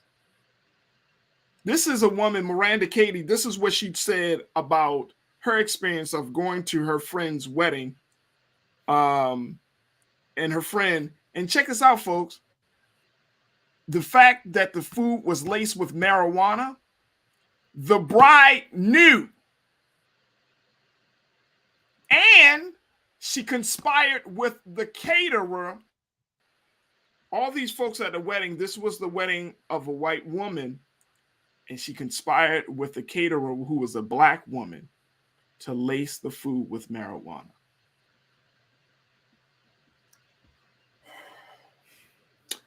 Keenan, can we put up what Miranda Katie said? She said, quote, we're all at events and gatherings regularly talking about her relationship with the bride. She said, crossing paths monthly, quarterly is a regular thing in this town. The bride has a great energy and vivacious personality. It was pretty traumatic, emotionally traumatic. She said, I'm the type of person to walk into a room and everyone's my friend. To be violated this way from someone you like and trust is really hurtful. I didn't have an option or say. Even if people avoided things like the olive oil, it was still in the bread, in the pasta. Shaquaya, there are a few things. What the hell would you do? There's a few things I'm taking apart, and I'm just going to give it to you as it's coming to my head. If it was this potent, nobody tasted it, that's one. Two, back up for a second. Talking about punishment and consequences. If the bride requested this order from the caterer, I do not think the caterer should be held responsible. Though I understand the statute of tampering with a federal one scheduled drug carries up to a maximum of 30 years in prison. It doesn't matter who did it, who commissioned who to do it, who paid who to do it. It was done. by the Black woman. So I hope when people hear me, they're not thinking that I'm petitioning a consequence for the caterer because she's Black. I am just thinking of the conditional responsibility that lays at the feet of those who invited the guest to have this meal and have this experience, which is interesting for me. The bride was arrested, but not the husband. So that indicates that the bride conspired in her mind. She conspired in her mind that this was an element of her wedding that she wanted, and albeit for her personal, whatever her personal inventory was in terms of why she wanted it, whether she thought people would chill, whether she thought it would be a good joke, it was completely insensitive to think or consider those who have, elderly, those who have to take medication. Hopefully the children didn't digest the weed-laced food, but it's just unfortunate that something that otherwise, I think if you put it online, it's just a running joke because weed, in the sense that it's so culturally acceptable. Right. There's this idea that there's no big deal, but when you smoke weed versus when you ingest weed, and depending on the type of weed it is, it can be a very extreme experience. People, weed does alter your heart rate. There can be, depending on the strain of weed, there can be hallucinogens, certainly paranoia, and anxiety. And so check this out, and Shaquaya, to that point, like, I think you hit the nail on the head, because that's one of the reasons why I was like, okay, how should we have this conversation? Because marijuana, cannabis, is so culturally acceptable right now. We've talked about that, right? We're literally talking about a substance that is being discussed to be legal in this country, which may be soon, right? But the fact of the matter is, I didn't see this story as a cannabis story as much as it is about trust and the violation of trust. Agreed. I think it is. You know what I'm saying? Yeah, suppose it wasn't cannabis, but something much more severe. Could have been some sort of LSD. Right. You know what I'm saying? Or something more topically acceptable, like ibuprofen, but I still don't want someone crushing up ibuprofen in my food and giving it to me without telling me. Giving it to me, for one, without me knowing. Right. And then for two, I mean, you got 60 to 70 people at this wedding. Like I said, men, women, elderly, and children. You putting this, I mean, you cooking the lasagna, the salad got it. She said the olive oil every element, every part of the menu. No, it was a completely infused meal. Completely infused with cannabis.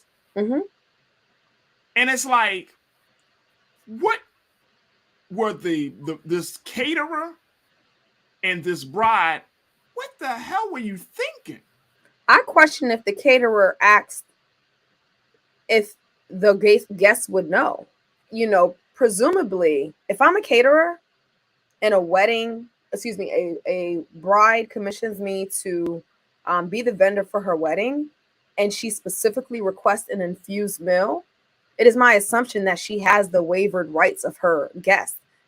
It is incumbent upon me to check, but it is my assumption, right? Because it's such a bizarre request to make a meal for 70 people at a wedding for it to be infused. One, that's not cheap. And two, I would assume that there is agreement to this, or that it is okay. And it just is, it's just wrong. On behalf of the guest, I'd like to assume it's okay for me to say they'll never be attending any of her events again if she is not sent to prison. Right. She's facing jail time. Definitely. But I think that it will invoke in them, respectfully, paranoia and or skepticism about other large events they would attend, which is just not fair because it's trauma, So, and that's the other part about it. Like, and I know some people might push back on this. Potlucks.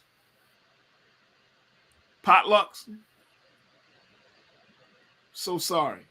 I don't trust potlucks. I can't do it. I don't trust potlucks for. I can't do it. You know what I'm saying? Like, I'm at a point right now because my body is the way my body is set up, Shaquaya, that I need to have a level of accountability of who did what. You know what I mean? Like, when you cater somebody, at least you know, outside of what this woman did, but at least you say, okay, this is the caterer. If I have a problem, I have somebody that's going to be held accountable for it, right? Because I tasted the food came from the caterer, she's the caterer. Right. Potluck, you don't know. I don't know. And I think that's the thing. Like, this would make me so paranoid that I couldn't even trust a friend inviting me over to a small dinner. I would be like, no, I can't do that. I can't do it. Farajii, what happened? But no. It's such a rare and, bizarre occasion. I'd hope people don't take this story to lace their concerns. Rightfully, you should be skeptical about, as you said, Farajii, unless you can truly identify where the food source is coming from. If you're not attending a restaurant, you know where it's coming from, the kitchen directly. There's grounds to be skeptical of all of it, but I hope it doesn't lace people's concerns too much, because I've never heard of anything like this prior to this. I've never heard of it. Matter of fact, the reason that this story comes up is simply because yesterday, the woman, the bride, and the caterer were charged. They were charged yesterday with delivering marijuana and tampering with guest food, along with the misdemeanor of culpable negligence. Culpable negligence. Break that for. I want you to. I know what you know. I know you know what that term means, Shaquaya. So that means that they knew, right? You intentionally put people in harm's way and did not care to.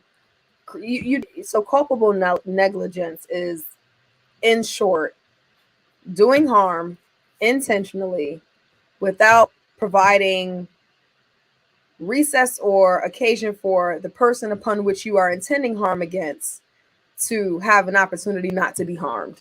Right. So it is, and by neglect, it's also indicating that there could have been more serious outcomes of the situation in terms or related to people's health, and you were not concerned with that, right? You neglected the well-being of people that were supposed to be in your care, so far as it relates to being your guest. And so, right. So okay. So you knew. Now, here's the thing: the tampering charge alone, according to the documents, is a felony with a maximum penalty of up to 30 years in prison for each woman. Now, I don't think they're going to get 30 years, right? But that is a serious penalty. I did not know. I mean, I've heard of food tampering, but I didn't know it carried. I didn't either. Up to 30 years in prison. I mean, can you imagine being in prison for food tampering, and you might be in prison longer than murderers, or longer, just as long as a rapist?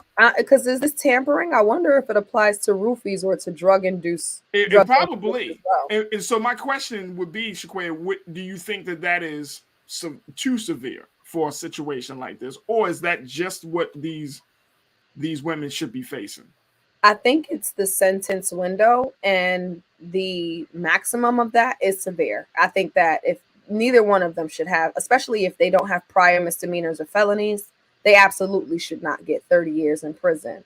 Now, I'd like for there to be room to think about, probation, I'm not sure how no type of community service involving food. Not community service, but like a commuted sentence after a certain period, maybe 8 to 12 months. But it's very hard for me to think about the maximum of this penalty for this case, even though it does, there was harm. There was harm. So I'm not trying to excuse that. And I certainly wonder what the guest of this wedding believed the right punishment would and should be. For the woman that was speaking in the article, she speaks more emotionally than more logically about what she thinks the consequence should be. She just knows that she was hurt, and it's hard for her to know that she was hurt by someone she trusted.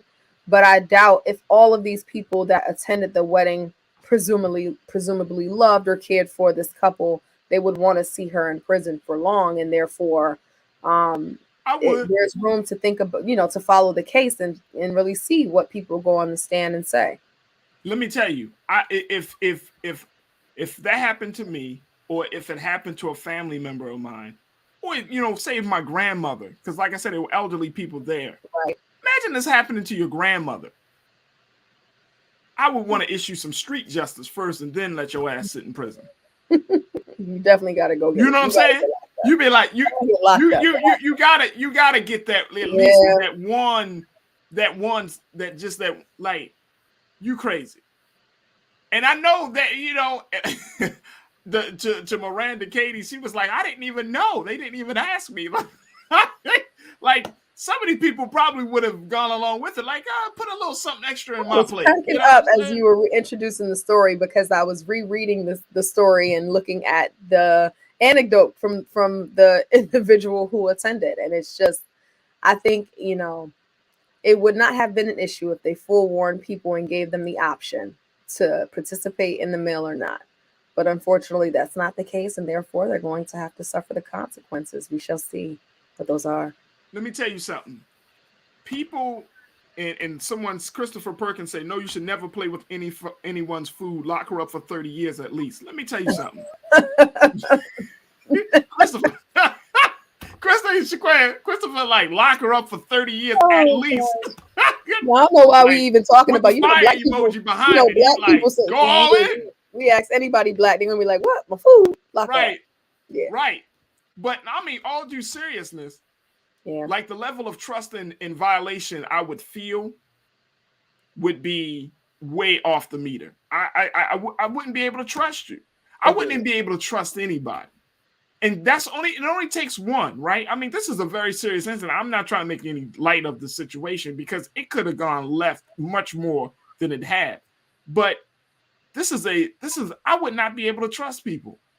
I know I wouldn't. I'd be like, I went to a wedding thinking one thing, and I come back hot. Look, the lady Miranda Katie said that she felt like she was literally about to die. That's how serious it was. She must not have been a cannabis user, because she's like, she felt literally like she was about to die. So much so that she posted on her phone, she left a message in case I died, somebody can know what was going on. Mm-hmm. I mean, that's serious. Yeah.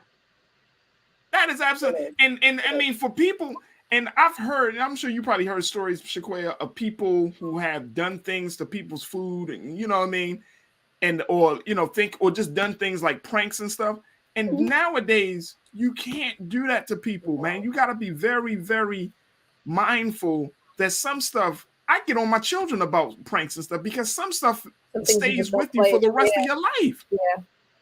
You know what I mean? You because you tap into a certain, like, you can create a fear, or you tap into somebody's fear when you do certain things like that. And that's the very serious side of it. That's the very serious side of it. It is. I pulled a really bad prank as a kid one time, and it scarred me for life to know how not to play with people. And it was with food, ironically, but not used correctly. So I'll leave spirit. Right. But there's what you did it leave a scar on the person you pranked? Yeah, I was at a friend's. I was like 6 years old, and we were playing with everybody. You wouldn't be a friend of mine, Shaquaya. No. Everybody who goes to sleep first gets messed with. And in my 6-year-old mind, people were like putting toothpaste and ketchup on people's face, and I was like, "Oh, hot sauce!" And I put hot sauce on someone's face, and it got in their eye, and it was. Yeah, no, we don't play with people's food. We don't play with food on people. We don't. I was 6. Don't judge me. I was 6. Oh, we would not have been friends. No. The girl no. Even 30 years later, I'd be like, her in years, but guarantee like, hey, so we cool? Sorry, like, Dominique. Never cool, If you're watching this, my bad, Dominique. You know it was. I was 6. It wasn't there. I was not there. But you don't play with people's food. You don't. All right, so. I hope Miranda Katie and all those folks that went to the wedding of this lady, of this bride, really find. I mean, seriously, I hope they are all right. But more importantly, don't lace people's food with cannabis. I think that should be I feel like that should be pretty obvious. But I just want to make sure that for any watcher out there, don't lace anybody's food with cannabis. Yeah, no, it's just don't do not those things. Don't lace people's food with nothing other than flavor and good seasoning. That's all I'm gonna say. Shaquaya, I appreciate you. Always appreciate you, Shaquaya McKenzie, who is an activist, educator, and future attorney. Thank you so much for being so good for the culture. Thanks for having me.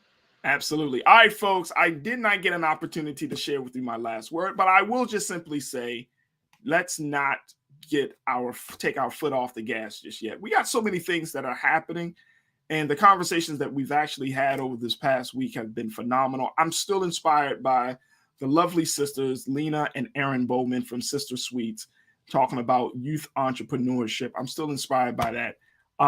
And so there are so many things that we're doing right now that we can be a part of, but more importantly, things that you should know to not get comfortable. Don't get comfortable with where you are and what you're doing. You and I trust and believe. I ask myself every day, what can I do better? What can I do more of? And so I encourage you to do the same thing. So thank you so much for tuning in. As always, of course, Black Star Network, we need your support. So log on to our website at blackstarnetwork.com. Support us, Black-owned media, unlike any other Black media that you've come across. We are certainly unapologetic and unfiltered, and we need your support. So go to blackstarnetwork.com, download the app for free, and show your love to Black-owned media. All right, folks, stay tuned. Up next is my big brother Roland Martin with Roland Martin Unfiltered, 6 p.m. Eastern Standard Time. As always, never be afraid to challenge what's wrong.